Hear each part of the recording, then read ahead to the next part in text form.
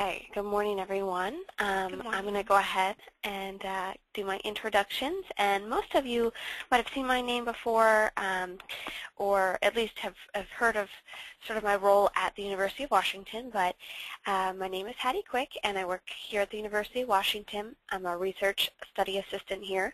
Mostly work with April Sather and Eric Bruns on wraparound-related projects.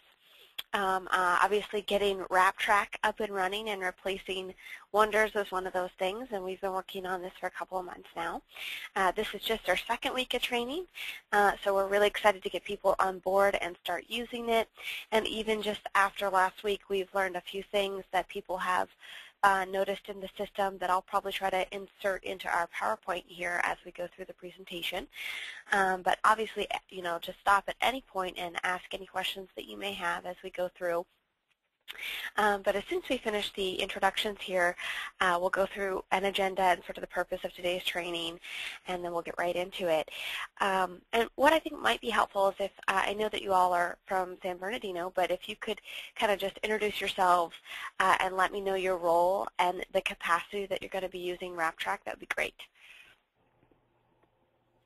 Okay, well, I could start. My name is Sandra Waksher. I'm a statistical analyst here at San Bernardino County. And I guess I could be the wraparound or the Wrap Fidelity Index Coordinator. And we here use it for 5 providers. We are the ones that input the data for all the providers except one of them. And so one of our providers also accesses this WrapTrack, and that's EMQ. However, they also have Wi-Fi on their own, and so they'll be getting their own training on WrapTrack separately. Yes, and I think they might have already completed that with April, actually. So. Okay. Yeah, but that's good to know. Great connection. And let me just, while you're still introducing yourself, Sandra, what is the connection again with Victor? Are you guys connected with Victor CSS? Yes, there are other providers. We have 5 providers, and that's EMQ, Victor, South Coast, Children's Society, Morongo Basin Mental Health, and Lutheran Social Services. And Victor is actually also, I think, just recently purchased the Fidelity Index, and they're going to start using it in a couple of months, at least here with us in San Bernardino. I know up north, I believe that they've been using it for a while. Great. Okay. You know what? And I probably have this information, but I just want to make sure I got it. So EMQ, Victor, South Coast, Lutheran, and there was one more that you mentioned? Yes, Morongo Basin Mental Health. Okay,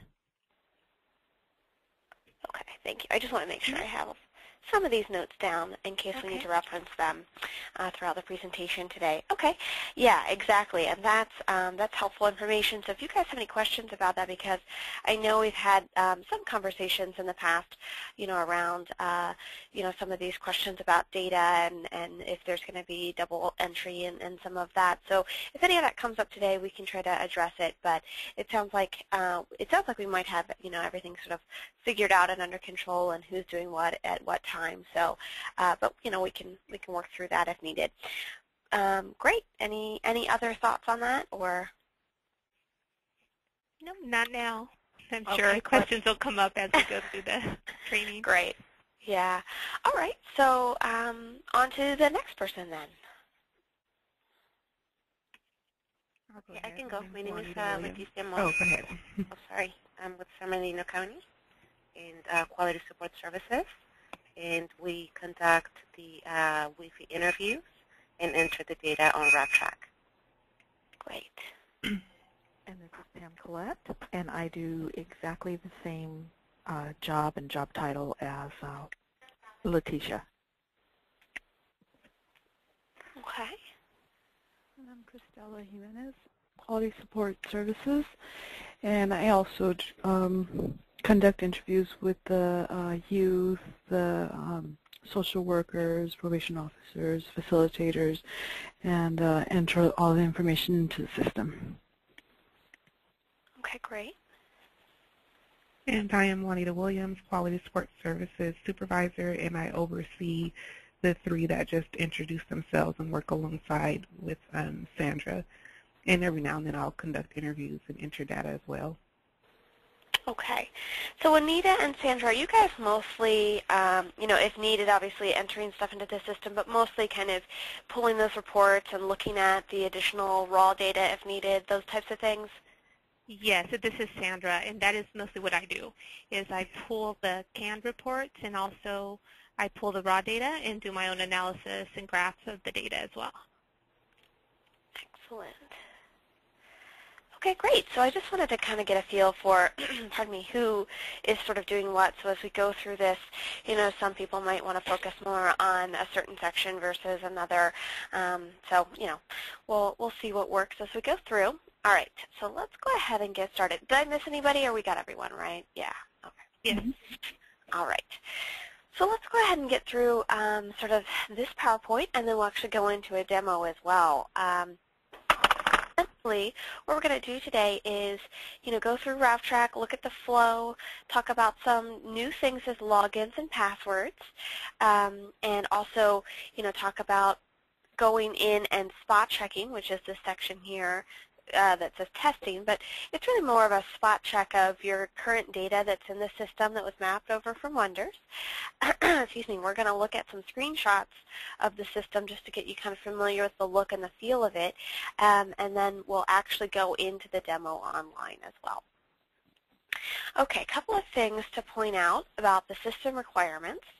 We really want to encourage folks to make sure that their system is as up-to-date as possible. Certainly their operating system, which was probably, Windows 7 would be best, as well as your internet browser. And any of these in the list are completely fine. However, we really recommend Google Chrome, and that is such a helpful experience because we've noticed even when we pull up the system on Internet Explorer, for example, visually looks a little bit different than Google Chrome.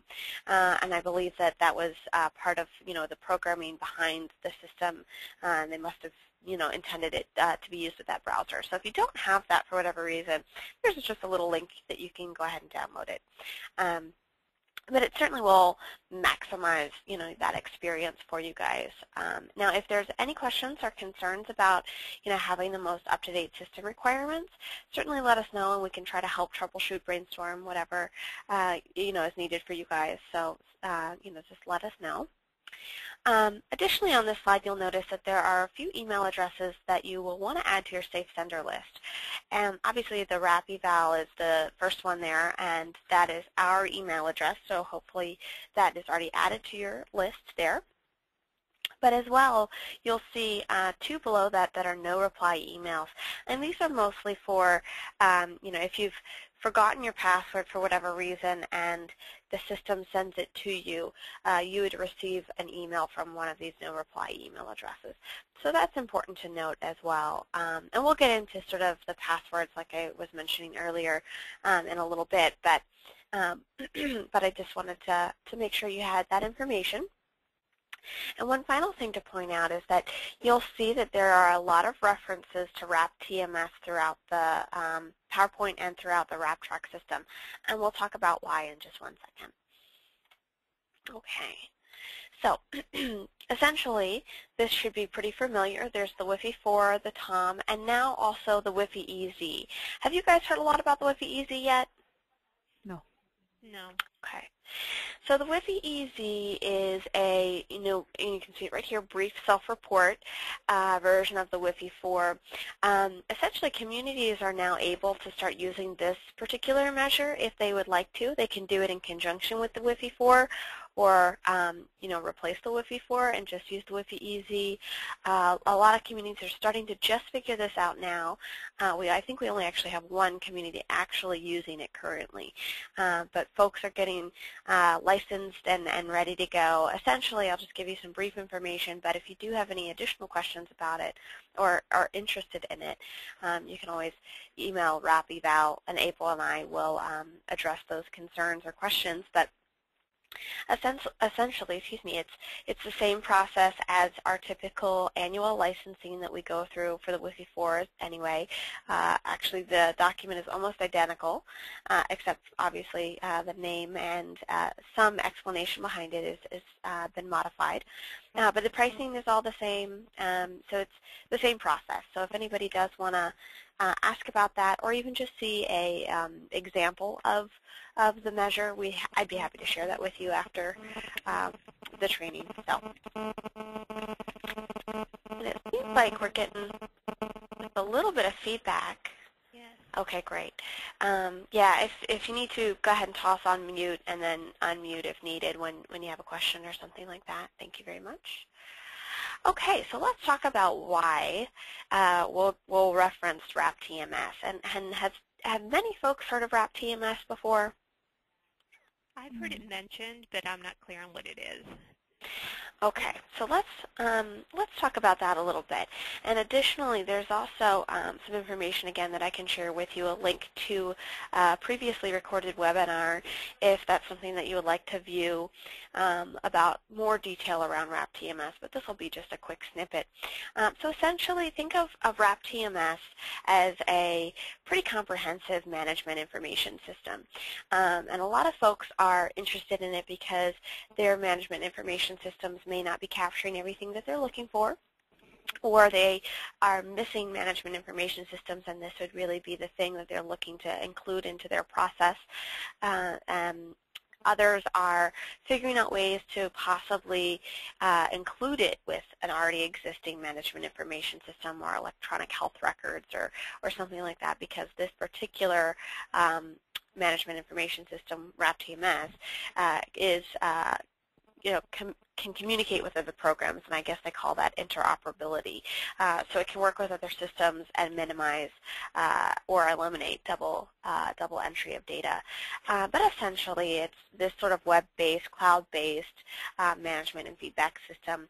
Basically, the difference between WrapTMS and WrapTrack are that WrapTMS really focuses on the entire wraparound process. So go to the next slide here. So you can see things here like you'll document plans of care, family history, meetings, meeting notes, those types of things, obviously, as well as family satisfaction and fidelity and outcomes. But it really captures the whole team process versus just this sort of data entry piece around the fidelity, which is where the difference comes in. And obviously, as well, if you are interested in TMS, WrapTMS, you can work with the programmers, and we would probably help in assisting with this. But let that go by. Work with the programmers in order to join your WrapTrack and your WrapTMS. What is that audio code again? Let's see. Does anybody else hear that feedback? Yes. Yes. Okay. Maybe All right. on Christella's phone, because every time it happens, Christella, your name pops up on the talking part. Uh-oh. Okay. Let's try it. Do you think we might be able to mute you for a minute? Yeah. See if that helps. Okay. Now, I just have Trying to one. move my phone around, see if it's I have a question, just so I don't get confused. I know what the Wi-Fi 4 is because we use it, but now when you go into the Wi-Fi Easy and then the WrapTMS, are they? Can you use one for the other? Because it looks like this WrapTMS goes so deep. How would you even get that information with just the Wi-Fi 4, or are these two separate things that you're now talking about in this process that we do? Yeah, they're sort of separate things, and okay. So yeah, good question though. So WrapTMS is sort of this like larger system that you could enter a lot of different things about the Wrap team around, not necessarily connected to the Wi-Fi Easy or the Wi-Fi 4. As a matter of fact, if you weren't interested in collecting or entering, fidelity into the WrapTMS, I suppose that you could not complete that piece of it if that was something that you didn't do. But most people, obviously, that are kind of doing this process of wraparound are collecting fidelity data along with it. Whereas, so WrapTrack is sort of like, what's a good example? I've heard someone mention it's like, so if you have a home and WrapTrack, WrapTMS is your home. WrapTrack is sort of like your mother-in-law suite. It's definitely connected to WrapTMS, but it's at the same time not a piece of it. So it is sort of separate in that way. And by no means are you required to use WrapTMS at all, but if it's something that you're interested in, I can provide more information so that you can make an informed decision about if it's you know, a direction that you might want to go in, as well as there's a little demo here that I'm going to be talking about that you could sign up for if that's something that you're interested in just learning a little bit more about. There is additional fees connected to that, obviously, as well, whereas WrapTrack is all part of your collaborator agreement and licensing fees, etc., for collecting the Wi-Fi 4 fidelity data. But now, again, if you were interested in the Wi-Fi EZ, you can just replace the Wi-Fi 4 with the Wi-Fi EZ. So that, again, is hand in hand for that piece. The WrapTMS section is really sort of a separate side piece. So I don't know if that helps answer your question or not. Yeah, it does. Thank you. And then I'm wondering, are they all surveys? Are they how are the WrapTMS, or I should say, how is the WrapTMS different from the Wi-Fi 4? Well, WrapTMS, you go in, and I can even just briefly show you guys if that would be something that would be helpful. Let's see. Actually, let's go ahead and just do that really quickly. I will show you. I think I have to go in the demo site. Okay. So I'm just going to log. WrapTMS is more a database. It's more the name of the database that is used to collect all this information. And the way I see it is this information would be things that our wraparound providers would have, and then their notes, their family plans. And so this would be something I see more on the provider end, that they would be entering all the information about the families into this TMS system. And actually the people that couldn't attend today, they might actually, you know, be interested in, you know, this system and maybe a demo of this system, because I know they'd probably be interested in, because I know that they attempt to collect some of this information on paper, you know, just like photocopies. They have the provider bring in. So maybe that's something we could do. I mean, a brief demo would be good now too, but I know that I think, you know, some people would definitely be interested in seeing a demo. Oh, yeah. Future. Okay. Well, we should at some point maybe reconnect about getting that organized or scheduled. We can certainly work through that and figure it out. But I'll just briefly, just really quickly show you sort of how the difference looks visually. And it does sound like, and I'm glad that that you might have jumped in and let us know that that's probably something set up more for your providers. But basically, if you were to take a look at some of this information, it just kind of shows you some information a little bit differently. So, for example, there are a lot of youth that a coordinator or a facilitator would work with, and they would have the ability to sort of see some general graphs and figures about the youth that they are assigned to. Additionally, let's go back here. I'll just show you one of our test youth. So you'll see that this setup will look similar just visually to what you'll notice in WrapTrack in a minute, but this piece is where it looks different. So when you click on a youth and are ready to view their record, there are so many more pieces that come into play here for WrapTMS, because again, this is the information that is going to be collected throughout the team process. You know, again, there's information about family, the team, team meetings, services, the plan of care, for example. So that's really, it sounds like, again, more connected or relating to your provider groups, not necessarily, you know, for you guys on the phone what you would be doing. But we always want to make sure that we just share the information so that you guys all have it and can make, you know, informed decisions about whether or not things would be helpful. But what I'll do is let's go ahead and just get the other site back up, and we'll walk through that in a minute. But we'll go back through here, and you know, this is another information slide. I'm just going to breeze through it because we essentially already talked about it.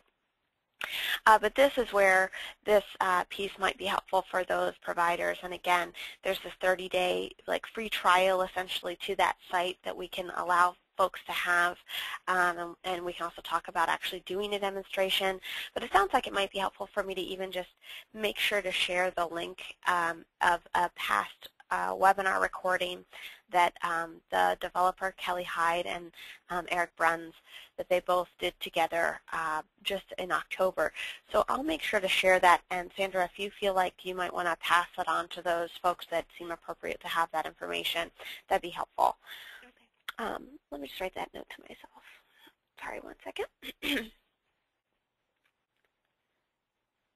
Okay, so any other thoughts or questions about this before we move on to just the WrapTrack piece, which is that fidelity data entry, the things that you guys did in Wonders, but hopefully look visually more nice and easier to understand, etc. But any other thoughts before we go there?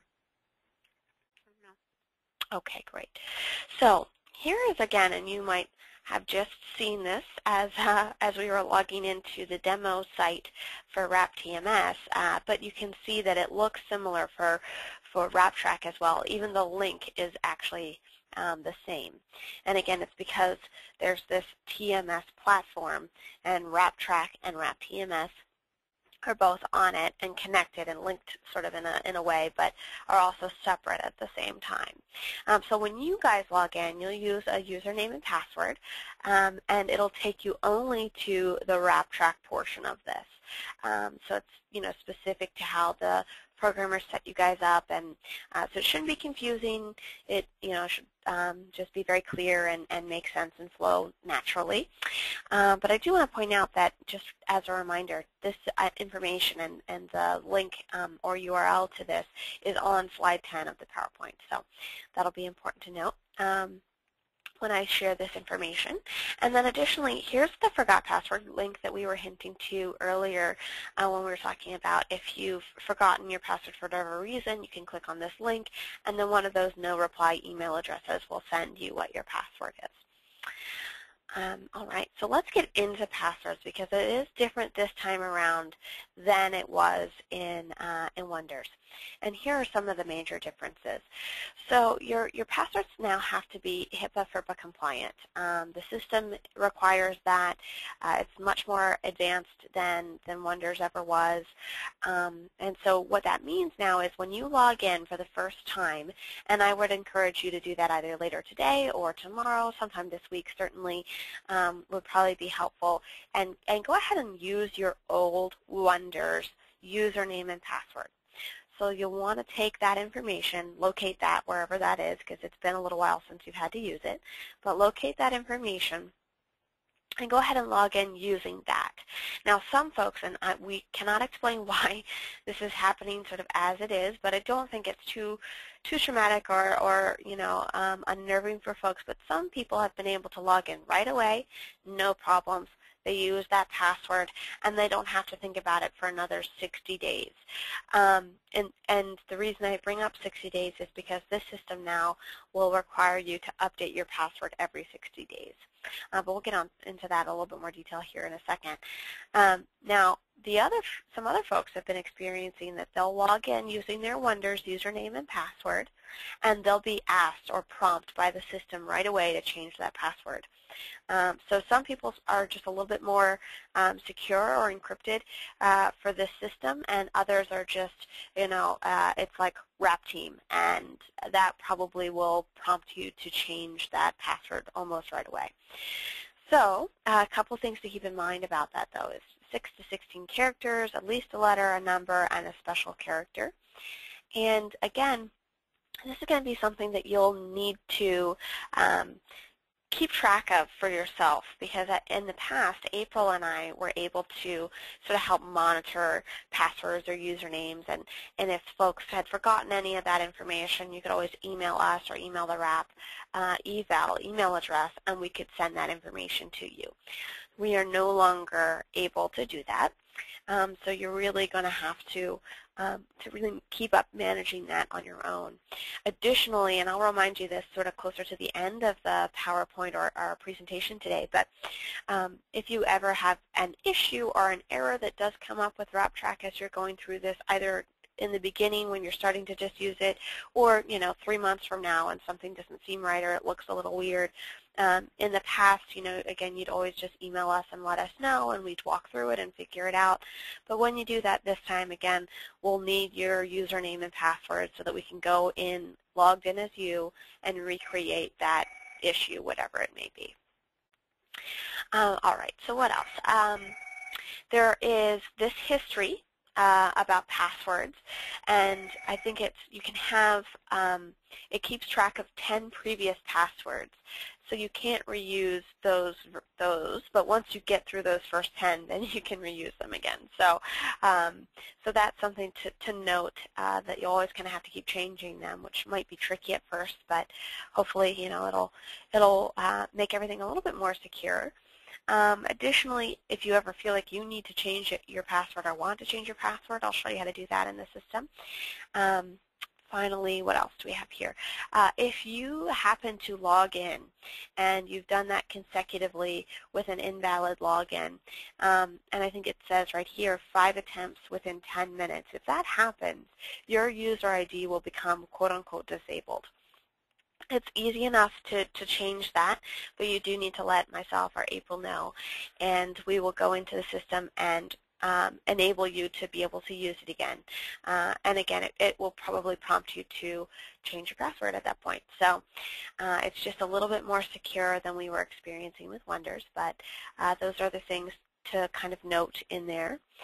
And then there's this period of inactivity, and we'll get into that again. I'll show you how to access this section in the system when you're in there. But for example, if you walk away from your computer, and you've just got the system open, you don't necessarily have any data open or something like that, but you're logged in, you can decide whether or not you want your inactivity window to be 15 minutes long before it logs you out, or up to 60 minutes as well. So you can specify that for each user, which is nice. So, all right, and then that's essentially all the important parts of passwords that are new and updated, and what you would need to know for this new system. Any questions or concerns about those? All right, great. So let's move on to the permissions, which are a little bit different in Wonders versus WrapTrack. In Wonders, this might look familiar. You had level 1 through 5. I think a lot of groups maybe only had levels 1, 2, and 3, possibly 4, and basically whatever you had in Wonders did transfer exactly the same way into WrapTrack. They're just called something different now. So Sandra, were you listed maybe as the level 2, the local head in Wonders? Yes, where I was able to go in and make corrections, make changes for other people, and do the reports, data entry. So yes, I believe that was a level 2. Yeah. Okay, perfect. So that will remain the same. You'll have those same kind of types of permissions, and then everyone else will have the same appropriate permissions that they had previously. They'll just be called something different in terms of the title. And if you want to change those for whatever reason, like I said before, the permissions are a little bit more customizable to your particular group. So currently they're there as is. You can just decide to leave them and continue to move forward. But if you wanted to have a team member also be able to look at exports, you could be able to do that. It doesn't necessarily need to follow this rigid structure that was in Wonders. You can be a little bit more flexible and meet your community's needs. So. Okay, so a team member would be the ones who would be able to enter data? It's possible that those folks that were entering data are probably possibly called the supervisory administrators, but they might also be team members. And that's what I'm going to encourage you guys to do, because since the system is set up a little bit differently this time around, we have not been able to log into your configurations into your sites. So we're not exactly sure, what those titles are for each person. So once you log in, and if you have any questions about logging in or concerns, we can help get get you guys in there, excuse me. But if once you get in there, if something doesn't seem right in terms of the permissions that someone should have or the title that someone should have, we can help you fix that. But you'll have to get in there first, and then share again that password and log in with us to do that. So okay, so that's sort of that. I'm just really going to quickly breeze through this slide, but this is really an example or two examples of sort of different ways you can make your configurations set up for your particular community. And this might not be really helpful because it sounds like you guys probably have a pretty good handle on what roles you want to be doing, what types of things. And again, that should have mapped over from Wonders already. You might be called different titles. So just to keep that in mind. But if you felt like you wanted to change it in any way, this might be a slide you want to go back and reference. All right, let's get into these screenshots. So you might recall that this looks sort of similar to what you saw when I just showed you that brief demo in WrapTMS, but some differences are, obviously you can see up here that not only it has to say TMS kind of throughout the system again, but WrapTrack, it shows you that you're in that portion of it. So that's right up there. You still have those youth records. So some folks, may only want to use IDs. Some folks may want to use first and last names. That's entirely up to you guys in terms of the way that, you did things in the past or want to continue to do things moving forward. Yeah, well, we were, I thought, required to enter the youth's name as well as a youth ID. And so you're saying it's not required to enter both anymore? Or you'll notice that when we get, I think it might be even on the, no, it's not on this page, but when we get into the youth record, and I'll show you that as an example in a second here, but you'll see that there are those asterisks next to things like name and date of birth and race and ethnicity, for example, but you can leave out the name and just put the ID if that's something that you feel more comfortable doing. So it is still required. You have to put something in that field, but it doesn't have to be the name. Okay.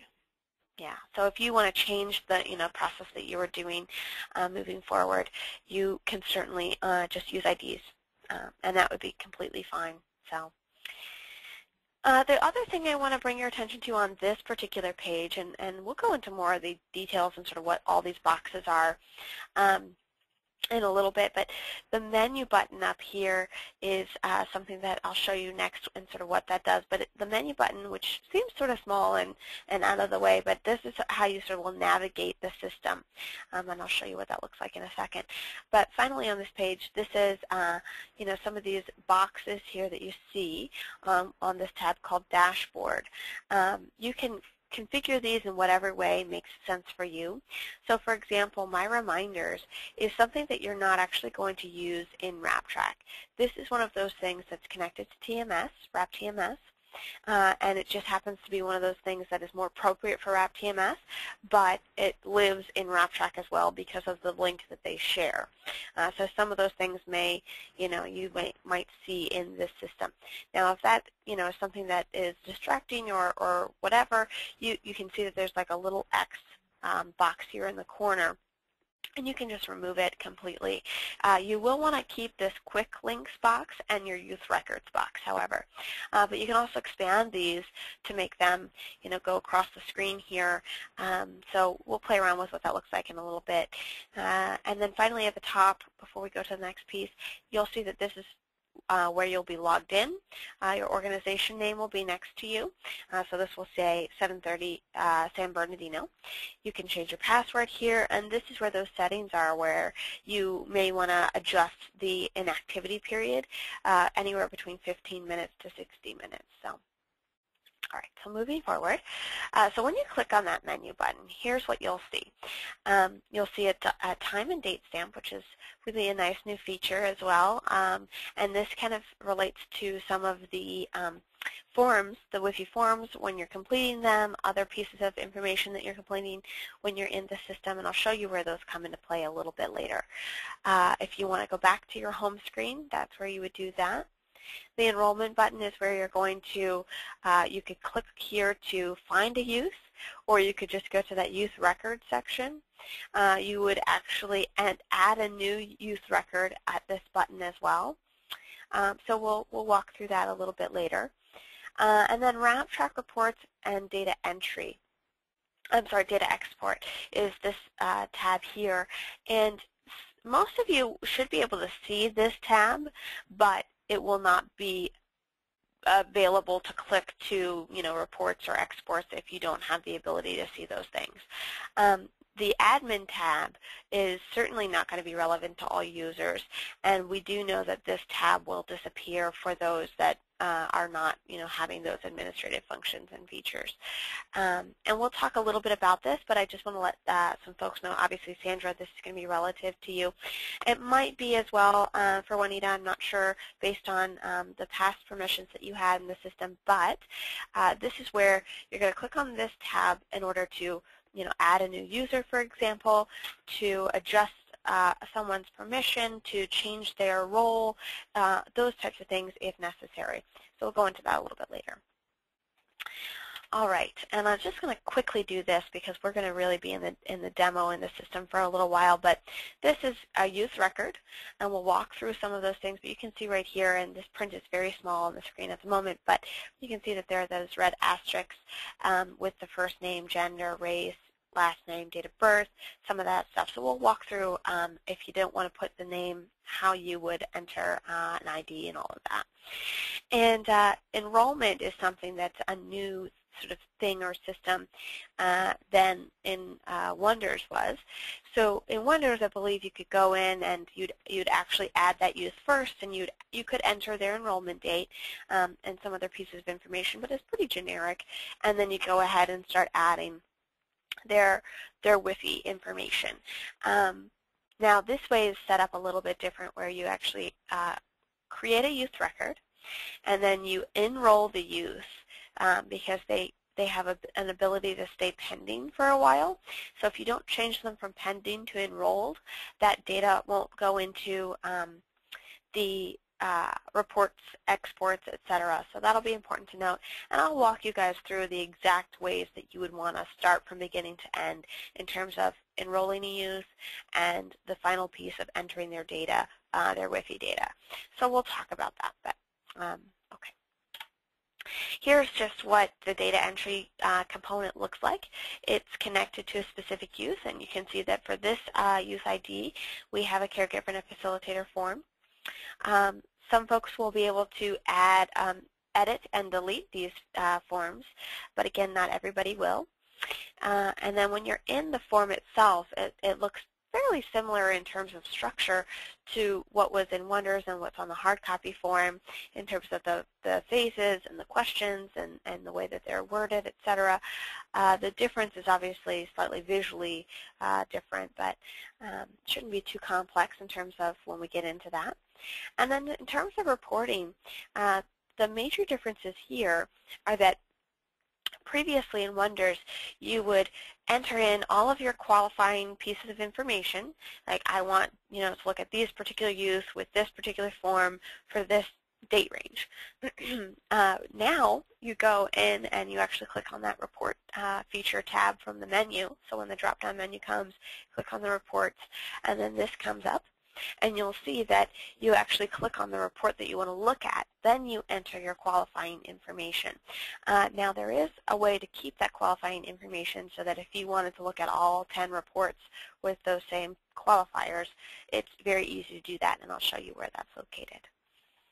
Okay. And then exports looks very different in comparison to our last way that we used to do it in Wonders, and we'll walk through that in a little bit more detail because the screen is very small. But you basically you'll enter in some of that same type of information, what you're looking for. There's some filters in here in terms of same type of thing, qualifiers, your date ranges, etc. And then you'll push it into an Excel spreadsheet, and it will look a little bit different than it used to, but we'll walk through that again. Now, you guys don't use Tom, correct? Right. Okay, so I'm just going to go ahead and skip over those. All right, so we are at the part where we're going to go ahead and do the demo. Anybody have any questions before we go ahead and get in here? Okay. All right, so I'm going to go ahead and just log in, and this is a site that we use as a good example because they don't have any identifying information in here. So I'm going to go ahead and log in. And you can see that the way that this is set up is they've gone ahead and gotten rid of that My Reminders box. And again, you would do that by clicking on the X here in the corner. I'm not going to do that for our quick links or our youth records because we want to keep those two boxes here. And one other thing is that you can actually only have one box at a time expanded for the screen. We're not sure why, but you can move, you can move them around or adjust them in other ways that seem appropriate, if you wanted to. Oh, that's not the one I wanted. This is the one I wanted.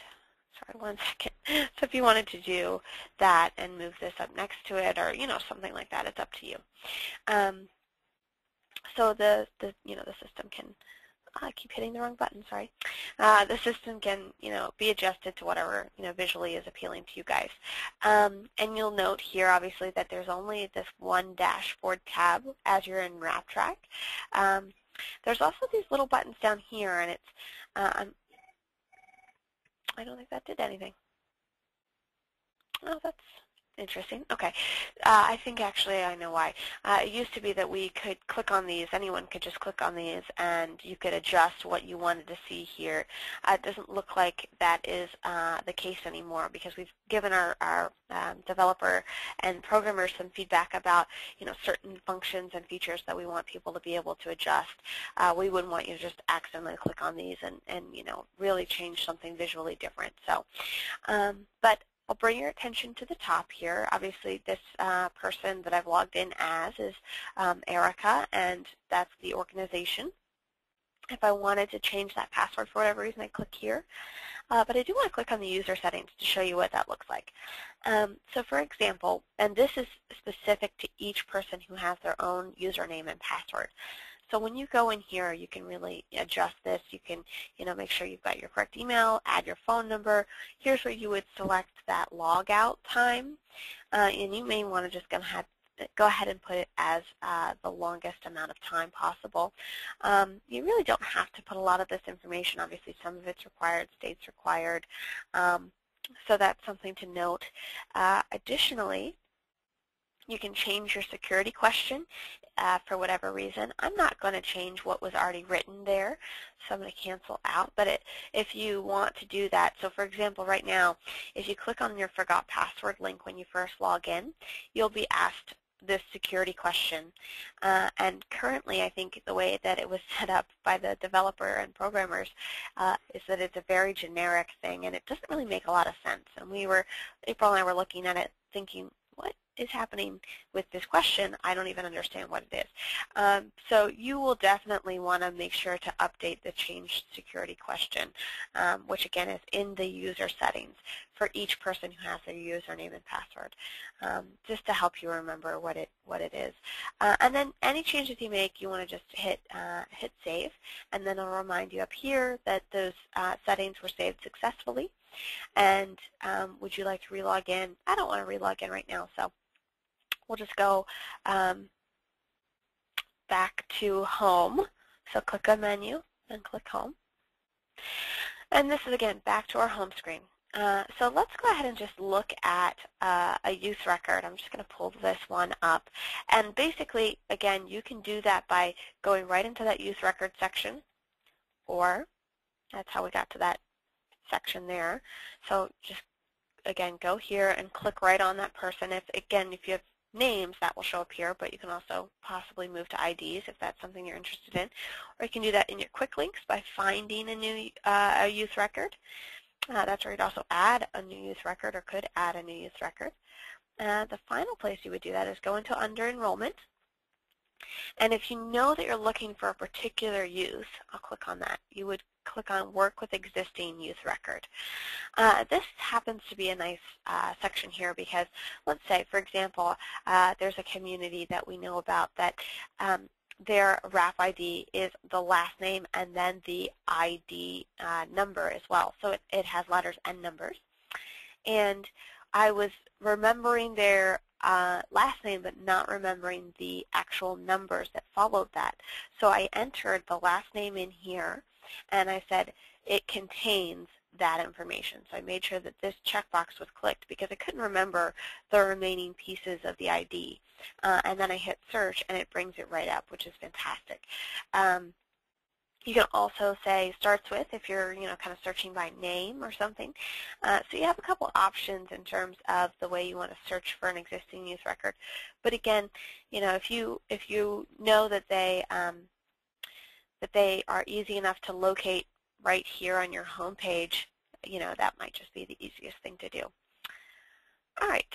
So I'm going to go ahead and just click on a random person, and we're going to take a look at this individual and what important pieces of information you would want to make sure you enter when you're adding a youth record and then enrolling that individual prior to entering the data. So I will say, though, that all of this information, and this should seem pretty natural because this is sort of how Wonders was done, that anything with demographics obviously is going to be generated off of that WIFI demo form or certain first questions on the caregiver or facilitator or youth form, etc. So that's important to note. So you will need to have your forms with you probably more than likely to go ahead and create a new youth record and enroll that youth, etc. So that should sort of feel pretty familiar with how you would have probably done it in Wonders as well. Obviously, you can see, again, first name, gender, race, date of birth. Date of birth is even something that we said, okay, great, yes, put an asterisk to say that it's required, but if folks don't want to add that information, they can just put zeros throughout. But if you were going through and checking what the date of birth was, it's very easy to select certain things and find the year and then pick a month and then a date. It's a fun new calendar feature. It works very easily. It's a nice way to do it. You certainly don't have to enter any information about the address or the phone numbers. That's just for your benefit if that's what you want to keep track of. But you can, by all means, just leave it blank. A couple other things I want to draw your attention to would be Medicaid number and case number here. And you may recall that in Wonders we had, I think it was, 5 or 6 different places where you would keep track of IDs. And a lot of them related back to the WRAP ID, the use of family ID. And we've kind of eliminated those because we don't need that information to repeat all over the place. So what we've done is we've kept the WRAP ID, which used to called Youth and Family ID in Wonders, and when you scroll over that, you can see it pops up as a reminder in case you've forgotten that piece of information. But case number and Medicaid number is just something, if you guys want to keep track of this information, if it's helpful for your process, you can certainly do that. You don't have to. It's not required. And again, you're just keeping track of that Youth and Family ID in here and using, the facilitator's name when you get to that section, which you can see is down here, and team members' names and that type of thing. So that's something to note that's a little bit different. A couple of things on this page. The name, again, if it's an ID or the actual first and last name, you can tell that it's going to carry out throughout the system, and I'll show you that as we click on these different tabs, as well as the ID. So these things will be following you throughout the system. Which is nice. You're not always needing to re-enter that data. It kind of is just auto-populated. Additionally, there's this gray box I want to bring your attention to. So this keeps track of who actually entered this data, the date that they entered it on, and then if for whatever reason it was edited recently. So if I wanted to change something in here today, that last edited on would update with today's date. I'm not going to do that obviously because this is real data, but that's a nice new feature, and that's where that, if you go back to our menu, that date stamp really comes into play very nicely. So, and then finally, before we go on to the next section, you can see as well that this a populated section by the program as well. So the caregiver information actually is coming from the caregiver WIFI. The reason it's blank here, again, is because we don't keep track of use and caregiver names for this particular community.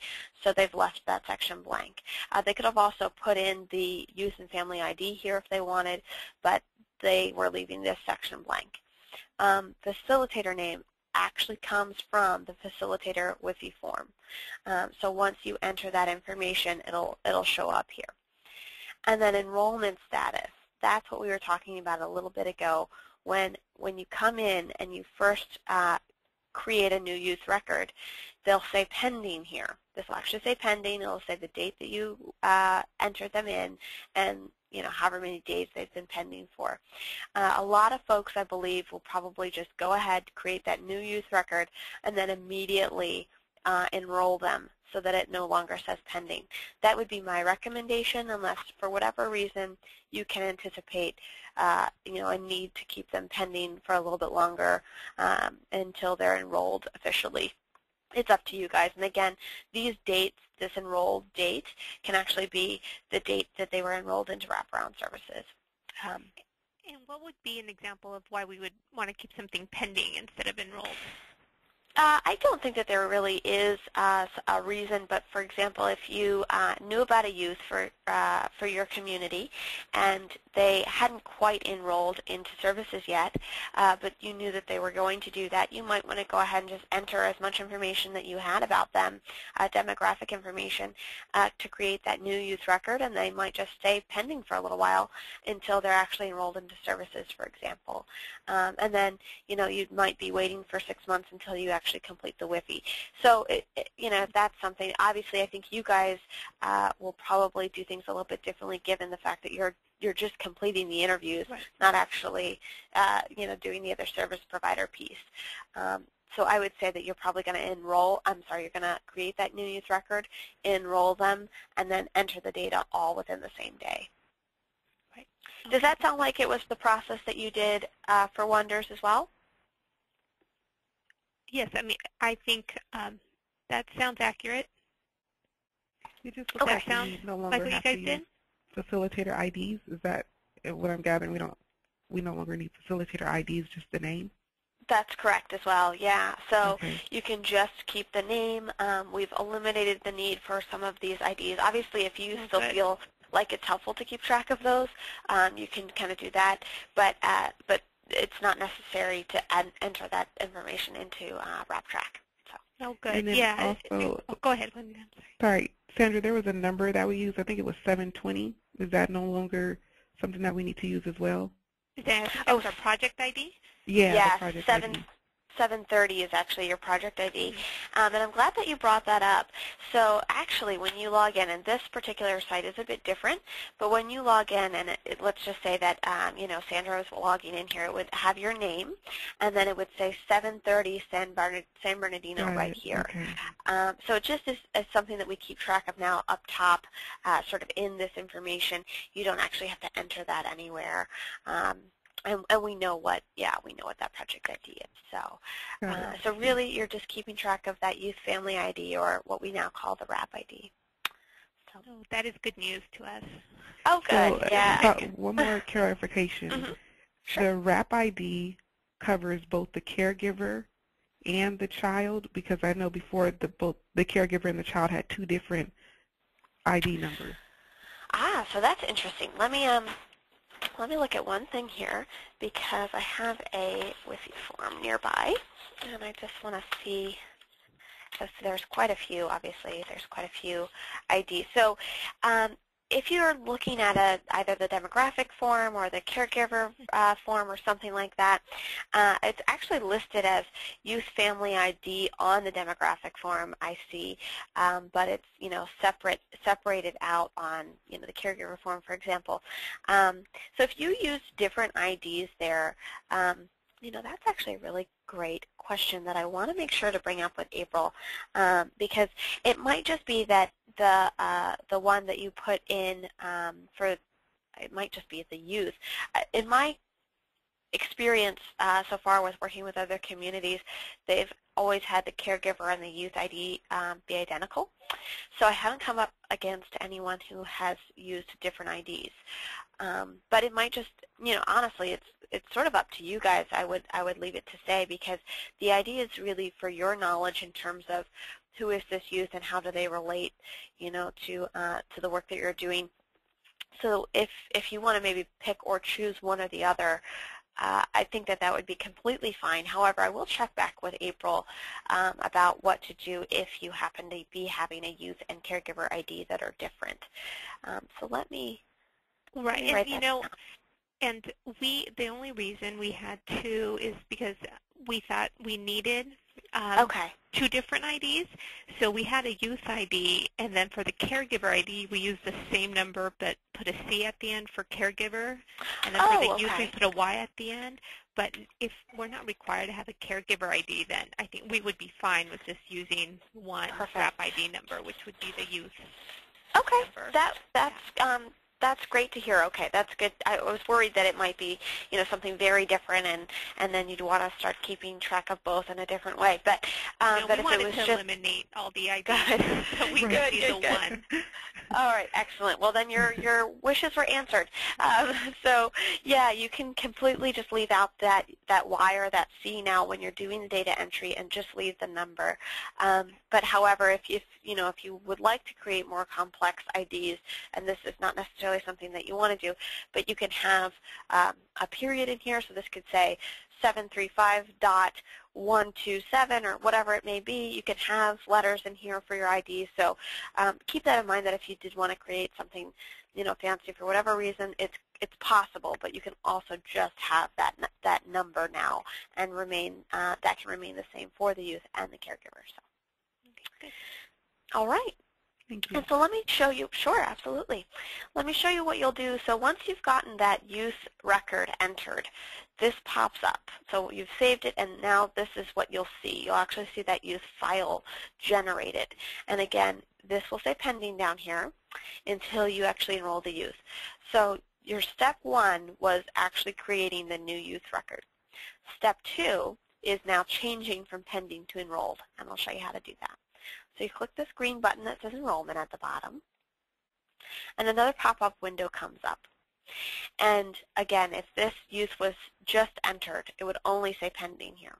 And it would tell you then, again, how many days or weeks or what have you that the youth was always pending.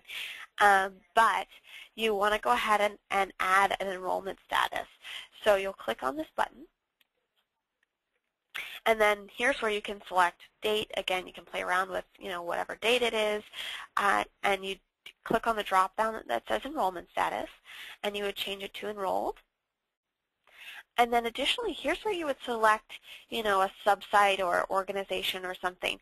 And it sounds like you guys might have a couple there that you would want to have in this drop-down, and that would have been mapped over from Wonder. So this is where you would select what sub-site they're connected to. Okay, so that would be EMQ or Victor. Exactly. Okay. Yep. Now, you said the enrollment is the day that they entered WRAP, correct? Yeah. Were you guys keeping track of a different date?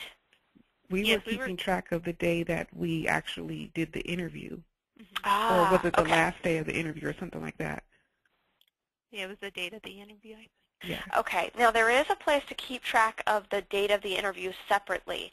So you may want to, if it's something that is interesting to you in terms of, the date that they actually enrolled into services, if you want to start maybe collecting that, that's where you would do that here.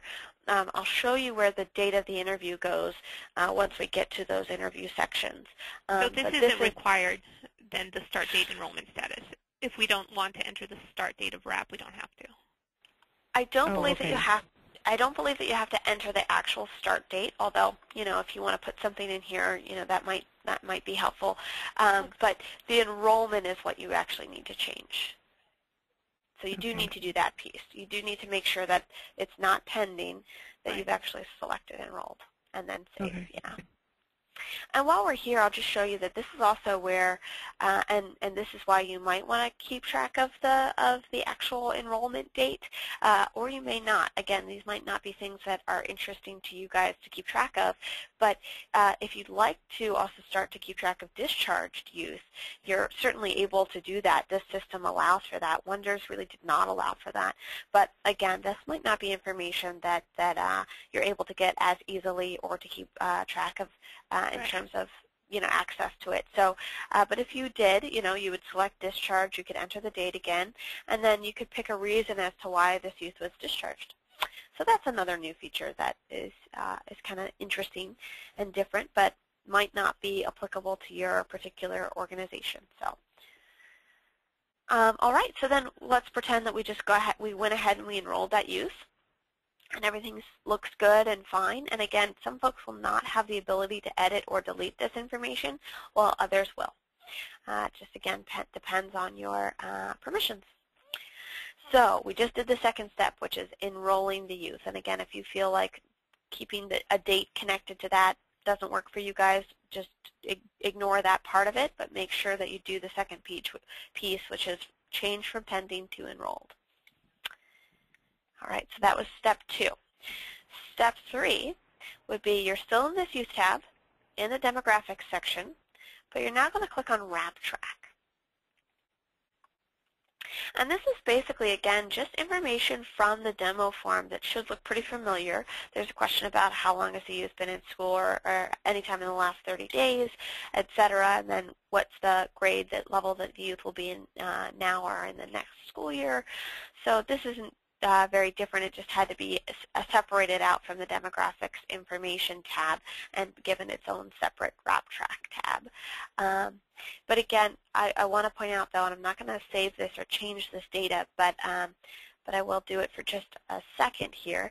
For example, as you go through the system, if you're like doing what I just did there, where you're selecting no as an option, and then we know that on the form when you select no then you have to ask a secondary question with additional information to gather.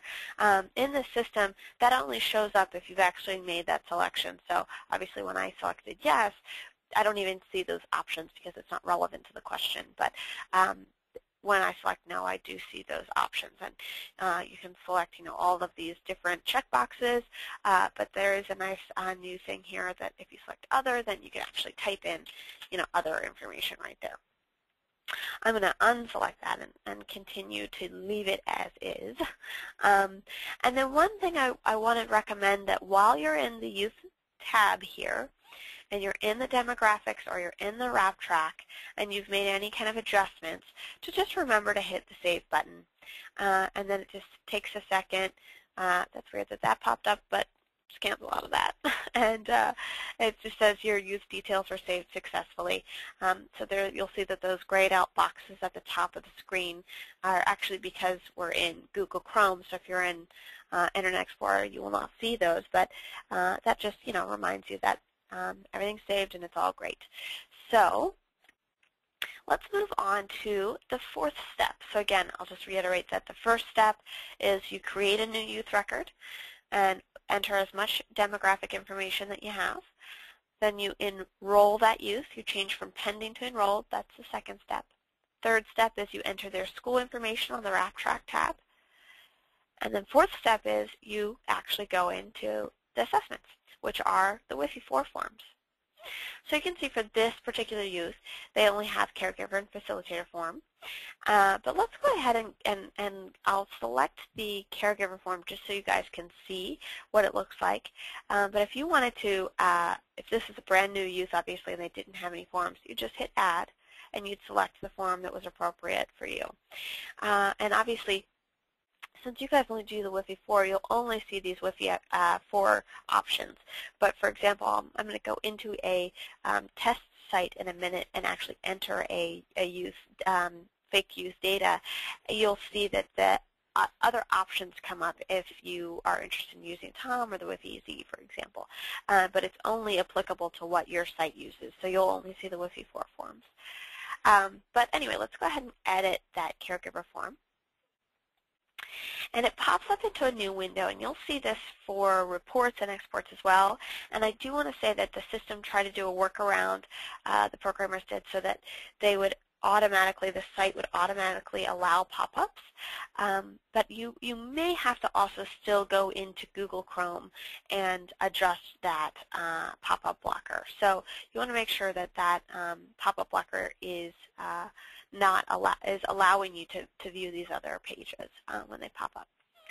All right, so this is, again, fairly similar. You know, the youth name has transferred over. Some other additional information was already in here, so you don't have to re-enter it. This, again, is why the caregiver name is blank or has 2 dashes on the youth record or youth file, because it's left blank here. You can enter the facilitator name here, but this is not the field that populates that on that other page. And again, that's here. That is from the actual facilitator form. So when you go into the facilitator form, that populates there. Because you can see it's obviously different. This is a lowercase s. That's an uppercase s. So just, you know, something to point out. Again, here's where that today's date is, or interview date. Again, in Wonders it's called today's date. Here we call it interview date. And as you enter data for the first time, it automatically gives you the date of whatever date it is. So like if I collected this interview information on the yesterday, which was the 19th, and now I'm entering it on the 20th, it will automatically say the 20th here, but you can change that to the date that was actually interviewed. So it's obviously remaining this date now because, you know, this form has been completed. So, and obviously start time and time frame and administration method, all of this remains the same. Interviewer name you can add here. You can just do first and last name or whatever makes sense. All of this should look familiar in terms of caregiver relationship. They're just, you know, set up a little bit differently where it's checkboxes, custody, you know, do you have a team, how long, who's on the team, you know, some of that information. If there are people that aren't in these checkboxes, you can write them in, actually just type them in here, you know, whatever works. Now, here's one thing that may seem counterintuitive, but it is different than that demographics page and the WrapTrack page that we were just on. If you hit save as you're in the youth record here, unless you're at the very end, you've completed all of this and you've gone to other. If you hit save, it tends to take you out of the interview. So, you know, that may be annoying as you're entering this information. So you may just want to say, okay, great, I've got the caregiver information. I'm just going to go right on to the engagement phase and not hit save until the end. The time, obviously, that I would recommend hitting save is, let's say you are going to step away from your computer or need to work on something else. Make sure to save that information before you walk away from this particular section, because you wouldn't want to lose any data, obviously. So save if you're walking away from it or have to take a break on it. Otherwise, just go through it and you know, complete these sections, and then when you get to other, then go ahead and save it. Okay, here's pretty typical stuff. And we'll go through actually entering, again, some fake data here in a little bit. But it's a drop-down selection. You can either drop and point and click, or you can tab through. And I don't know if you guys can see this. So this box is highlighted now. I just hit tab. The second box is highlighted, so forth. You can hit tab and 1, 2, 0, whatever is appropriate for that. All of this should look identical, obviously, to the form and to what was in Wonders, just visually a little change. You can still write in the examples here of the information. So all this is really, you know, self-explanatory. The only thing I will point out, and here's one thing that we're a little bit upset about in terms of how it worked out with the programmers. However, they're working on it. We're hopefully going to get it fixed within a reasonable. One thing, though, is in terms of actually accidentally skipping a question. In Wonders, it didn't allow you to do that. You couldn't move forward without answering a question. In WrapTrack, unfortunately, right now, you can move forward without answering a question. So I just want to reiterate that. It'll be important to kind of just double-check your work before you hit save and close it out to make sure that you did answer every question, that you didn't accidentally skip over it and it still say select, for example. I think that was a 0. Was that a 0? I'm not going to save this because I don't remember if that was a 0, 1, or 2. But so that's something to just important to remember. It is a little different than Wonders, but we're working on changing that. So, and then finally, you can see here that this is where you would enter your positive, negative feedback, any observations, length of time, and then when you get to the very end here, that's where you're going to hit save. I'm going to close this because I do not want to save that accidental change that I just made in case it was wrong. So that's how you enter assessments, and that's the fourth and final step, and that's for a lot of folks on the phone, that's all you're going to be doing, obviously getting that youth record in, changing from pending to enrolled, adding that school data on the WrapTrack tab, and then going right into those assessments and adding those assessments, which are the WIFI-4 forms. So any questions or concerns around, getting this data, what needs to go in which fields, that type of stuff? You did say we can change the interviewer's name, correct? Say that one more time, I'm sorry? We can change the interviewer's name per entry as far as the youth survey, caregiver survey. We can change who the interviewer is, correct? Yep, right here. So that's okay. That. And that won't show up on the youth page or record, but it is documented in the form itself. So you can see when I went back into this caregiver form and it says interviewer name, that's where you would document that. And then I'll show you when you open the facilitator form, again, you would document the facilitator name there. All right, sorry, the interviewer name, I apologize. So yeah, it's documented in the forms, but you won't see it listed anywhere here. Okay, thanks. Sure. And someone else have a question? Yes, So the way it's formatted has changed and everything. However, the questions have remained the same? Correct. Okay, great. Yeah. Yeah, exactly. So the questions should look, the same when you're going in here. Yeah, visually, again, it looks different, a little bit different than what you would be used to, but questions are the same, that follows the same order that's on the hard copy form. It follows the same order that was in Wonders. So obviously you can see, for this phase engagement, there were questions 1.1 through 1.6, and that remains the same, and same with all the other phases here. So all of that is identical. Yeah.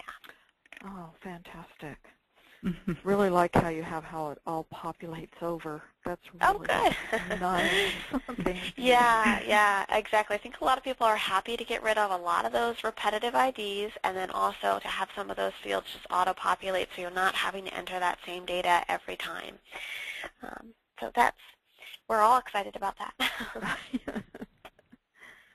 Any other questions about this section, these 4 steps, before we move on to reports and exports very quickly? I do. I'm sorry. I have one more question. When you click Save, while you're in the middle of entering data, at what point will it save it totally where you have to have administration role to hit edit or delete? At what point can you not go back into? That's a good question, actually, because you're right. With some folks, they're not going to have the ability to hit these edit or delete buttons. So I think, again, and I believe that this was the same in Wonders, although I didn't work as much in Wonders. I haven't been part of this team for too long. But I believe in Wonders, when you were in there, you were typically encouraged to go ahead and just add all of the data from an interview and then hit save, because for some folks you can't go back and edit. Was that correct, that you would just encourage someone to complete it before hitting save? Yeah, so for those same folks that had that sort of set up in Wonders, it should be identical to WrapTrack now. So what you would want to do is actually not pause when you're entering these forms and that type of thing, and just go through it and enter all of the information. And obviously, you'd want to maybe just do a quick check to make sure you didn't leave anything blank that you intended to answer. But you'd want to make sure that you've got everything before you hit save and close, because for those individuals that don't have the ability to edit, you won't be able to get back into the form. So yeah, that will be important to remember. Obviously, some other folks, certainly Sandra's role, you could go in, Sandra, and add data, even if that was something that you needed to do, and then save halfway through and then go back and do it later if you felt like that was something that you needed to do for whatever reason. But that's not going to necessarily be the case for those folks that were probably entering data in Wonders in that way. What happens if you haven't saved it and you time out? Well, you probably would want to make sure that your user settings up here does have the timeout for 60 minutes. Right. And again, and this is really like a period of inactivity. So if you're inactive for 60 minutes, that's typically when you'll see that happen. I think if you're continuing to move forward, it shouldn't necessarily time you out. If you're still working in the system and it's even been 60 minutes, I think it only does that, times out, if you've been inactive for 60 minutes. Will it still save that information though, or it should, will it be lost? Yeah, it should save this information. The system will kind of periodically do that. Okay. So it should do that. I wouldn't obviously rely on that. I would do everything you possibly could to make sure that everything is saved, as you're going through. But especially if you are in an assessment and need to step away from it or what have you, I'd want to make sure that it's saved. And then if you're in a role that doesn't allow you to edit for whatever reason, then you could work with your supervisor to make sure that you could access that information again, or use their login to access that information, or whatever seems appropriate to you guys. But yeah, obviously you just want to make sure that you are saving something if you think you might be inactive for a little while. Okay. But the system does periodically save. I don't know how frequent it saves, like if it's every 5 minutes or something, but I can write that down and see if we can get an answer for that, though.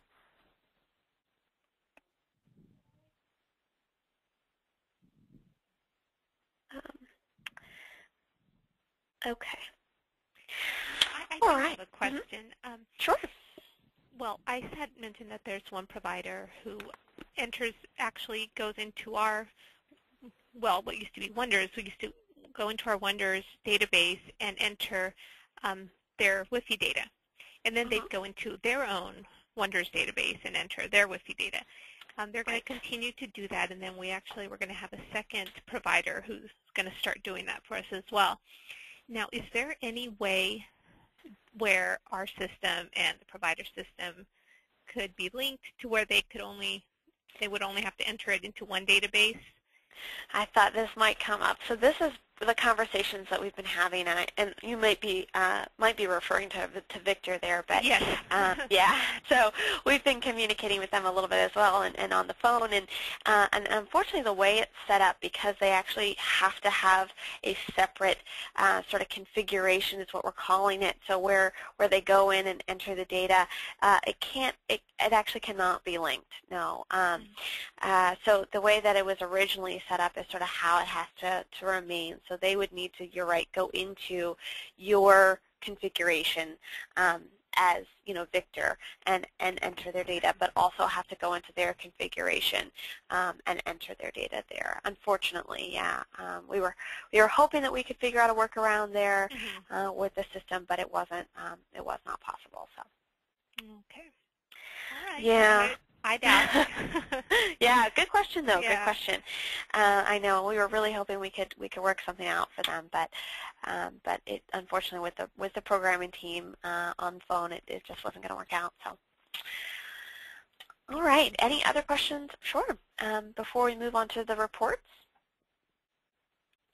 Okay. So let's do that really quickly because I do want to go ahead and click on the test section and actually go ahead and go through those 4 steps of when you're entering a new youth record. So I do want to start from there in a minute. But let's just do, for example, so let's just say I wanted to look at, well, actually, let's look at the fidelity. Let's say I wanted to look at the fidelity scores. And you will probably note that you can see that the number of reports has decreased. However, all the reports are still here. They've just been divided up or combined in a different way. So, you know, summary of respondents, youth, and school are sort of all separate now. I think youth, demographics, and school information used to be combined. So some of these were combined and we've separated them out, and some of them used to be separate and we've combined them, like the overall principal and phase scores. So I'm going to click on Report 7 here, the phase scores. And for this particular configuration that I'm in, this communities configuration, I know that they have a couple of subsites. And I want to say that I want to look at all of their sites, so both of those together. And I want to look at that type of data. So I'm going to click All Organizations. But you could just do one subsite if you know if that's how you need to report out, or a few. You could also even do it by user, but there's only one user for this particular group, so I'm not going to do it by user. So I'm going to click All Organizations, and you can see again that here's where I've selected the report for first, and then I'm entering the qualifications. So for those of you who need to do reporting, this will be the section you really want to watch. So I've hit Continue, and then you can see that it automatically generates and selects those 2 subsites that I was talking about for this particular community. So it brings me those 2 that I wanted. I hit Continue. And then here's where you can select, again, date stuff. If you want to do a specific date range, you would do that. You know, check what range it is. However, I am going to do all data. I want to look at all of that data. And then I'm going to go ahead and click on, you can do the first, the most recent assessment, or the mean score. And this should mimic what you are used to in Wonders. But I'm going to do the mean score because for this, again, for this organization, they collect data at a few different time points. So they are going to have a few interviews for each person. And here's that section right down here that you'd want to pay attention to before you moved on.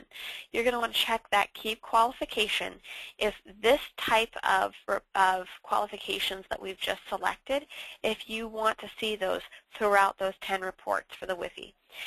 So that's what you would select, and then you'd hit Continue. Then it will generate the report that you just pulled, the one that you just wanted to look at, and then I'll go to another report and I'll show you what it looks like and how it asks you whether or not you'd like to keep the qualifications. So we'll do that here in a second as well. And I will say this is unusual because this has never taken this long to generate a report. But the speed of the system has increased significantly. So that was surprising at how long that took.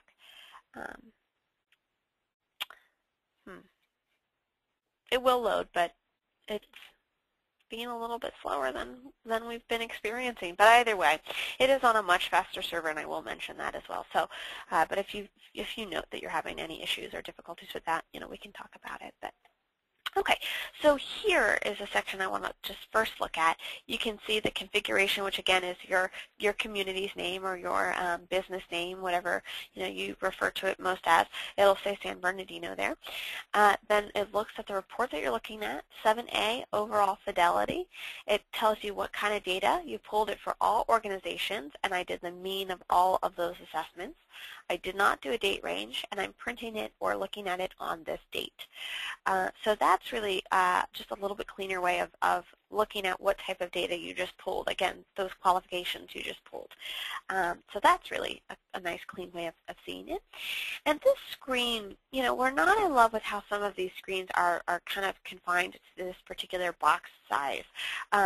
However, for these reports, it's very easy to just export this information, and we would recommend doing that because you can see even that this particular report has multiple pages, and here's how you would get to that second page if you were looking at the data. But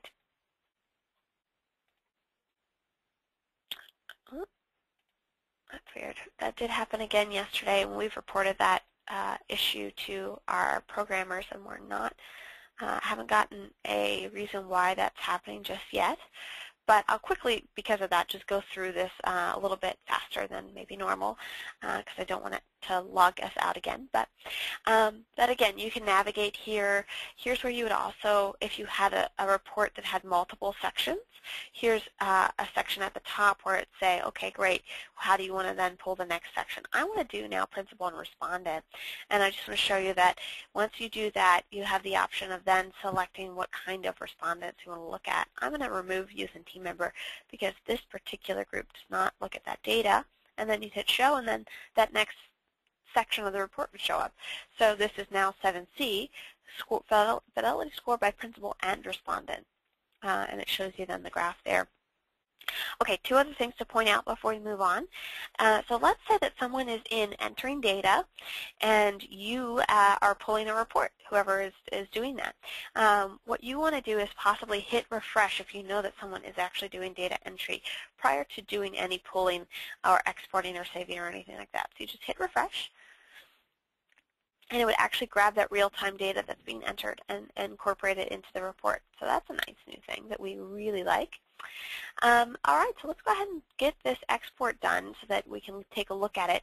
You can do it into Word or Excel or in a PDF, which is new. PDF is new, and I'm going to do that. But, you know, for example, if you wanted to put this report right here in a graph into a report that you guys generate, you would want to maybe push this into Word or Excel, and you can actually copy and paste this right into, you know, the reports that you guys create. But I'm going to do this into a PDF, and you know, obviously Google Chrome always opens this in a weird way, but I'll click on that, and it's actually on my other screen, so I'm going to bring it over. And here's what it now looks like when you push it into a PDF. So very clean. We like the way it visually looks. And again, if you wanted to just yank this out and put it into your own report, you'd want to pull this into Word or Excel or something. So I'm going to close out of that. Yeah, so it's been doing this. Again, I'm going to really quickly just show you, because I just want to do this one last feature here. I want to hit the keep qualification, and then I'm actually just going to close right out of this. I'm going to close right out. I've done all my qualifications, and I said I wanted to keep those same qualifications for all 10 reports. Now I'm going to click on school information. That's the next report I want to look at. And it then asks me, do you want your existing selections? And I'm going to hit yes, because I do want these to remain throughout those 10 reports. And that's all you'd have to do. But, you know, you may only want to look at one report for one particular thing. So it's up to you with how you need to look at that. Any questions about reports?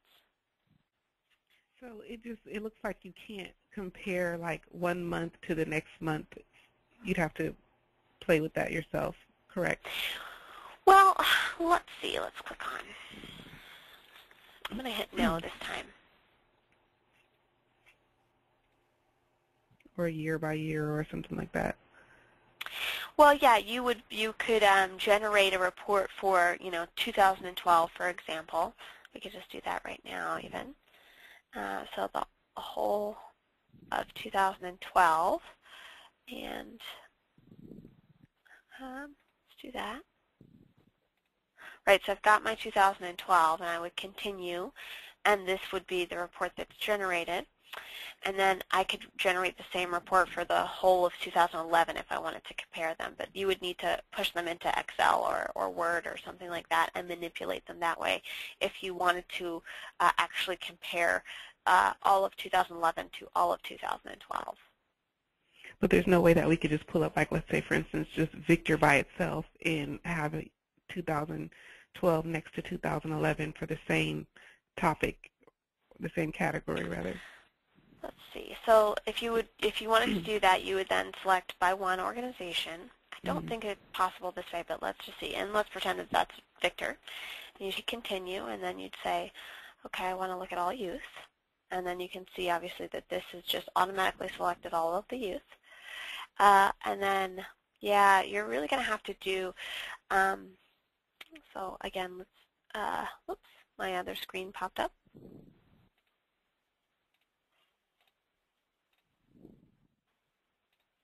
Let's just do today to today.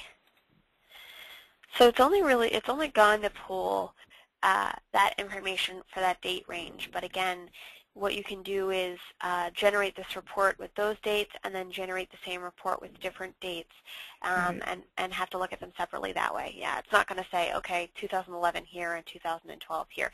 And again, I'm not as familiar with Wonders because I'm still sort of recently hired to this team, but I don't know if Wonders did that. Was that a possibility in Wonders? No, it wasn't. Okay, I wasn't sure, but yeah, so you'd have to kind of generate the reports sort of separately that way, and then compare them, you know, on your own that way. Yeah. Okay. Now with exporting, and we might want to go to that step next, but exporting you can kind of do some more adjustments and wiggle things around a little bit more than with the reports. Are there any remaining questions about the reports before we move on to that section? All right, so then let's click on our menu. We'll go to WrapTrack, Reports, and Data Export, and then instead of clicking the reports, we're just going to hit Data Export. Okay, and here's where you then select, okay, do I want to look at one particular use? I know I'm only looking at one use, or am I looking at multiple? I'm going to click multiple. And then I'm going to click for this particular group, Caregiver Form, because, again, like I said, they don't have team member or youth forms. They only have caregiver and facilitator. So it shows you in a list here all of these use. Now I know for a fact, yeah, you can see that we've got a couple of sample test use in here that we had to play around with. So what you could do is you could select all and then go in, and if you as well have sample or test use, you could just unselect them and make sure to do that before you generate that information. You can do the same for reports as well if you're selecting by user instead of by organization, and then you can make sure that if you happen to have any test data in there that you can remove it that way. However, also, Sandra can be the person that just removes test data if you happen to have any in there, or if you want to add a few test use once you first get into the system, into WrapTrack.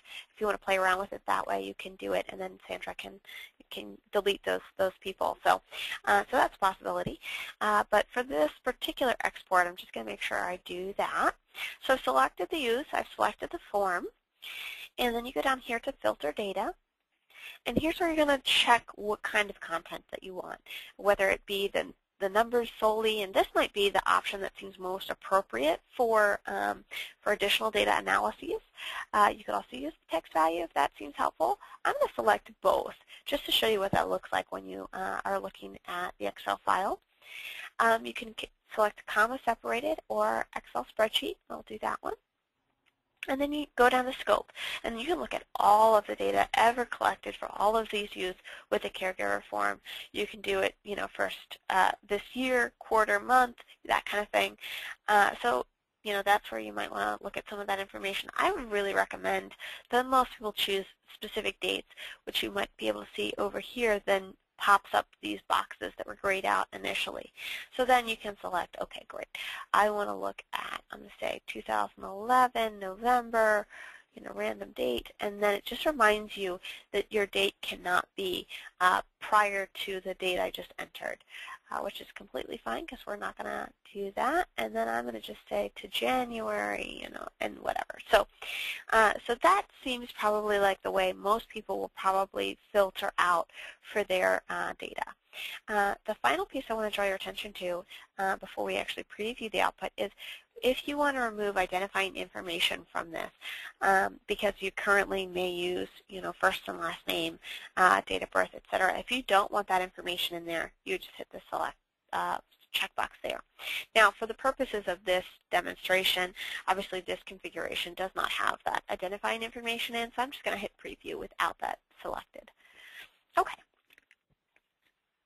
So then when this pops up, it visually, again, will look a little different on the screen here, and it's not as pleasant to see this way.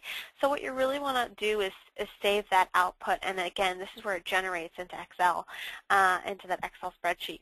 And that's really what you're going to want to do. But you can also email this, which is a fun new feature. So let's say, that you want to email this to someone, for a team meeting or what have you.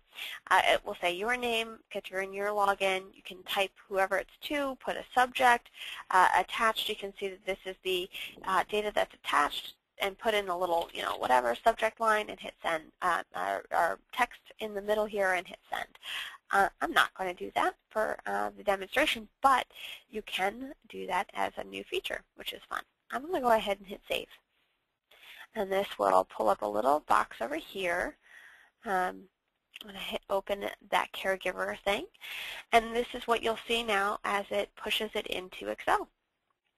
Looks a little bit cleaner. It tells you, again, the type of things that you were generating the report as. Some of these other information. If you have name, obviously if you had selected remove identifying information, this would not show up. Let's see what else we should talk about. The date that it was added, the date it might have been updated, which again sometimes may just be one and the same. Start and end time, your feedback sections are here. But here's the section I want to show you. So, and April and I are still kind of working on some of these user manuals, however, for WrapTrack, but we will include a data dictionary in that manual, and that will be helpful in this particular case. So when you're exporting data, it does look different. However, it's fairly straightforward to figure out. You can see that obviously there are letters and then a number listed. And so basically the way that you interpret this is E is obviously for engagement. That's the engagement phase. Question 2.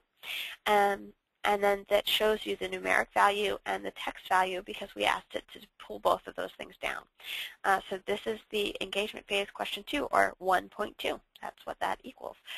Here's 1.3, 1.4, and so on. And then obviously you get down to the planning phase, 1.1, or it's actually 2.1 at that point, but your first question in the planning phase. So it is set up just a little bit differently, but again, we'll include that data dictionary if that seems like that would be the most helpful. But so it looks just slightly different, and then you can see you're getting to the implementation, and then we'll get into T, transition. All right, so that is the exporting feature. Anybody have thoughts or questions? No, looks good. Great, all right.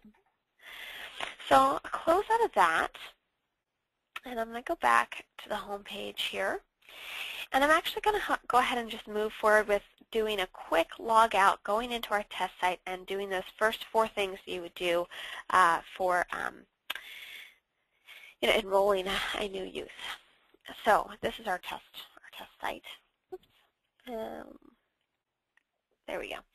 And you can see we already have some test records in here, but I'm going to go ahead and add a new youth. And I can, again, do that through my quick links, or go to Menu, Enrollment, and add a new youth record. Okay, so for this, here's where, let's just say I want to leave first name, last name without those actual names.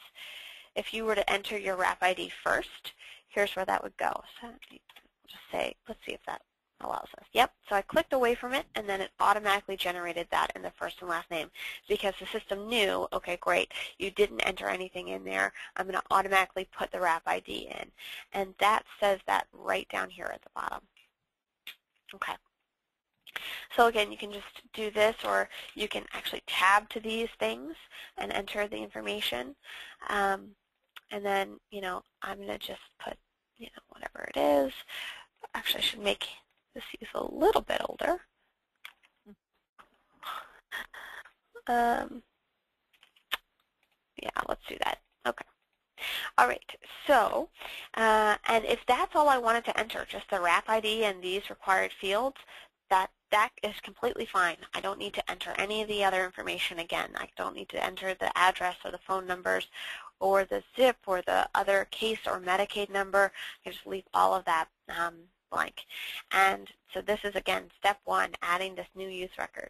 And then I hit save. A box now comes up and it says, great, you added it successfully. Would you like to continue to enter more details for this youth record? So you may have a couple of youth at one time, and you may want to add a bunch of new youth records. Let's say you have 5 youth. So you might want to hit no and just continue to add 5 more youth records just like we did. However, I'm going to pretend that I have just this one youth, and I'm going to hit yes. I want to continue entering the data. So once I've hit yes, now this youth record or this youth file is generated. So you can see that it's, all that information just populated right over. Here it is.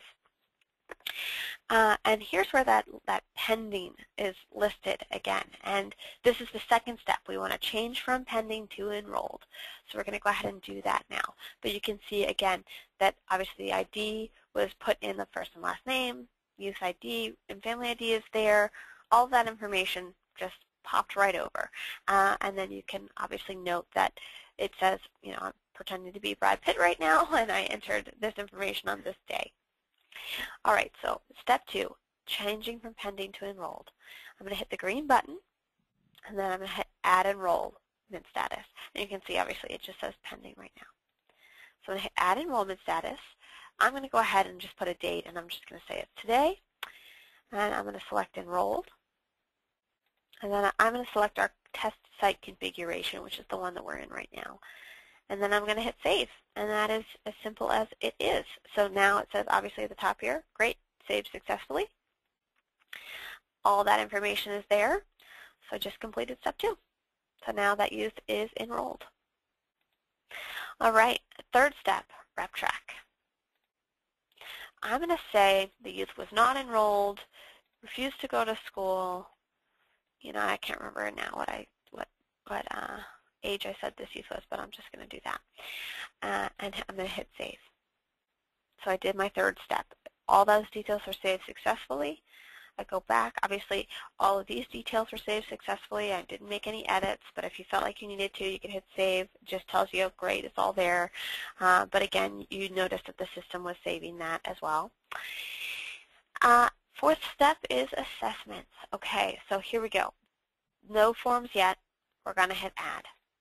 And obviously, this is what I was mentioning earlier. Depending on your community, it may show that you have other forms if you're interested in using other forms. But you guys will just do these top forms, the WIFI youth caregiver, team member, facilitator forms.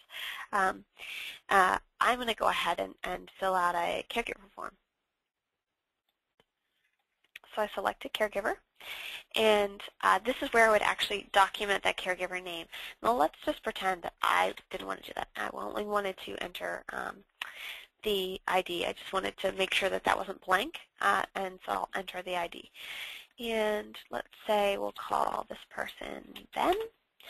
And see, again, this is where that interview date, you can make that change, even if it's, if you're entering this data a week after you've completed the interview, you can change it to whatever is appropriate.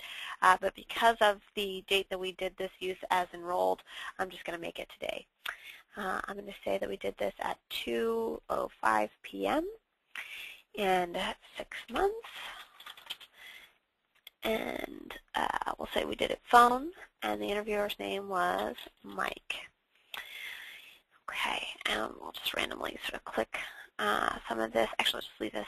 But you can see, obviously, that was an accidental click of adopted parent, but you can see that when I clicked on adoptive parent, it then asks those questions that are appropriate to the form as well. Then does one or more of the youth birth parents participate on the team? So these only are visible when that seems appropriate to the form. We'll just leave it as birth parent for now. We'll just click on these options. No, currently yes, 6 months. Yes, we have a team. And I'm then going to just, kind of check some of these things just for the example. Not foster parent, sibling. And sure, we'll do that. Okay, so that all seems straightforward and makes a lot of sense, correct? Mm-hmm. Yes. Okay. So let's just go on to the engagement. So here's where, again, I'm going to tab, and I'm just going to hit these things, right? And that's easy enough. Or, again, drop down, select. I'm going to purposely show you what happens, though, when you miss something. So I'm just going to miss the first one.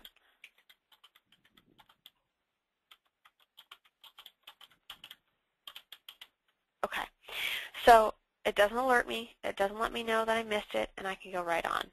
So that's where, just paying an extra bit of attention is going to be extremely helpful as you're completing these 4 phases. So that's just something to note.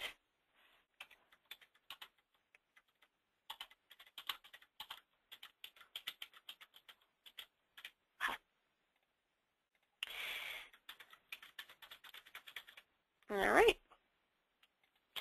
And then I can enter, whatever kind of information I need in here. And I'm just going to say, it took 20 minutes. And then here's where I hit save. Now, it won't close it out because I've gone to the end, but I will hit save. It'll tell me it's saved. It'll add now that time of the interview.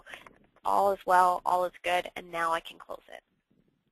So for those of you who are not going to be able to edit these forms, you want to make sure maybe before you hit that save button that you've gone back through and just until you've gotten used to the fact that the form can allow you to move forward without completing every question in some of that section. And then, as you get familiar with this, you just want to make sure that, you're maybe double-checking some things prior to saving. And obviously, you probably will not always need to do that because you'll get very used to using this particular thing. I'm just going to hit save one more time. Didn't need to do it, but I did it anyway, and I'll hit close. And there it is, and that is it. That's how you enter the data. That's step 4.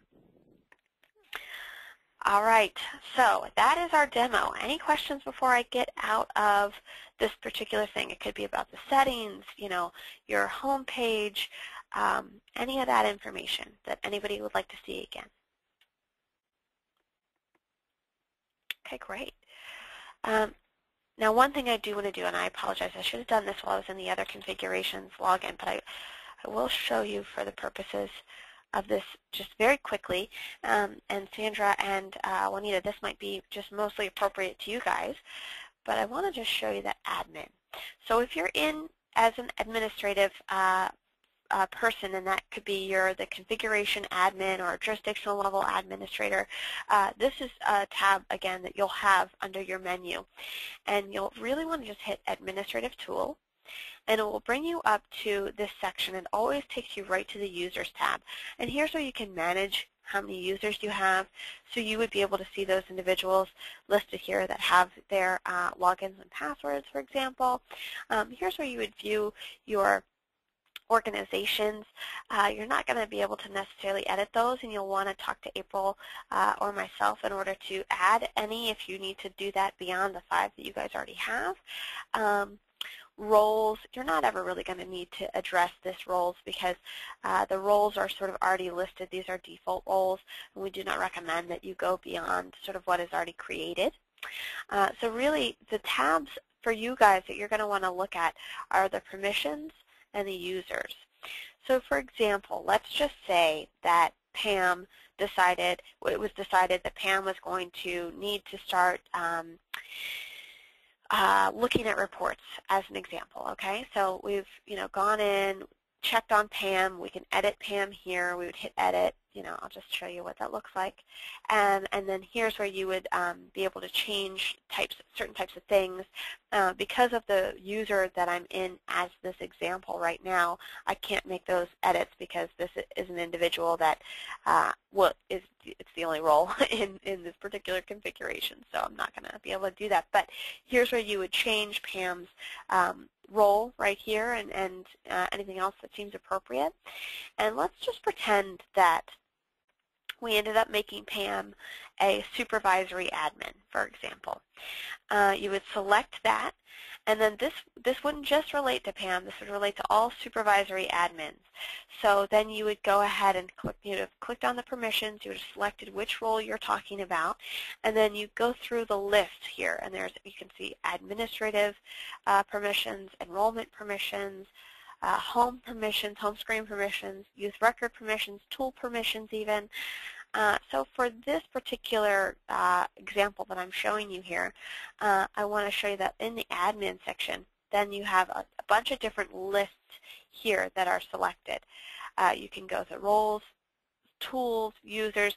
Now what we have done is we've actually already set it up so that everybody under whatever role it is, under this admin tab, you can see that all of these have been unselected. And that's because these certain things you guys are not going to need to adjust or edit in any way. We wouldn't want to want to allow any changes to any of the tools, for example. So just ignore this admin tab, this first admin tab under permissions. But for some of these other things might be appropriate. Like let's go to a youth record, for example. Let's say that you wanted to make sure that then this particular type of role, supervisory admin, as Pam, that she couldn't add custody status for some unknown reason. Let's just say you wanted to do that as the example. You would make sure that that's unselected, and then she wouldn't be able to update custody status or, you know, edit the youth information as another example. You know, if you're actually in the tool, let's say you wouldn't want her to add any team member tools. You know, you just have to play around and choose, you know, sort of what makes sense. You wouldn't want her to see report 6, for example. You know, some of these are you know, a little interesting, and you probably wouldn't make some of these selections, but it's possible that you would. So you want to just kind of play around with it for those that have these permissions to be able to make these adjustments for your users. And kind of see what makes sense. But again, it's set up exactly as it was in Wonders, so if you want to remain as is, just kind of leave it as it is currently. So again, I'll just reiterate one last time, the Permissions tab and the Users tab are really the tabs that you're going to want to use more than anything else. You won't need to use roles or organization or even youth records. So that's really the sections that you're going to be in, permissions and users. All right, let's go ahead and log out of all of this, go back to our PowerPoint, and kind of just wrap up here. So last couple slides, let's talk about sort of that testing strategy that I was mentioning earlier.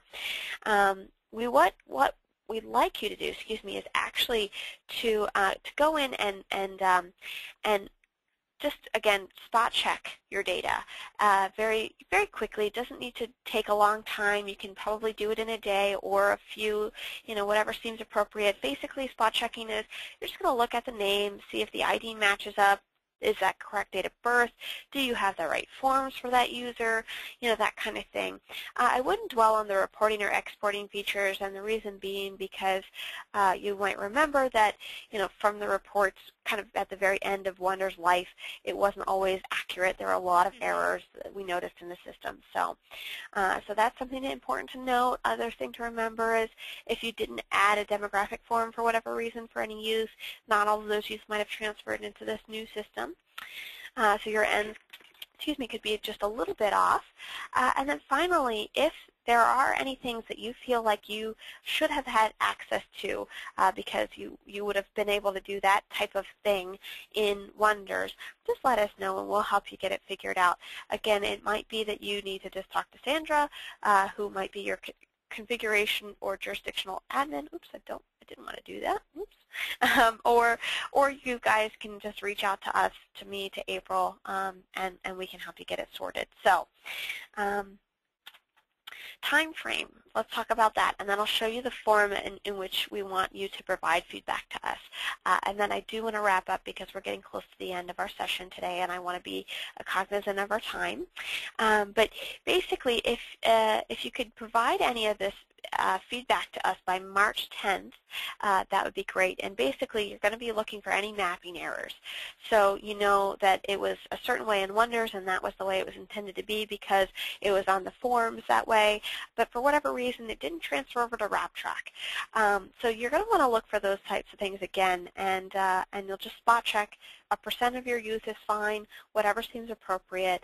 This could be a one-person task, or everyone could be looking at it. Whatever is going to work for your community. And then I'll send you this file, and I'm going to open it up, and that's where you're going to document those errors. And again, you can send it right to this email address, directly to me, directly to April. Always call us with any questions or concerns. But you can certainly get this, this form to us prior to March 10th as well. All right, let's look at that very quickly. Basically, the gray section is what you're going to complete, and I'll send this to you after today's training. But you're going to document where you were in the system. If you're looking at WIFI forms, you know, who's in there and the organization that you're, under. If you're maybe particularly looking at, if you're in as, let's see, EMQ, for example, or something. I mean, I know that that's not the great example because they actually log in themselves, but and then you want to make sure to include your login and password again, because that's going to be important information that we're going to need to have if we need to replicate an error. And then you're going to want to put the information in here as to what the error is. So, for example, you might have a bug where it's this example is when I hit export, the TOM export gives me an error message. So a bug is really something that doesn't allow you to move forward without that issue being fixed.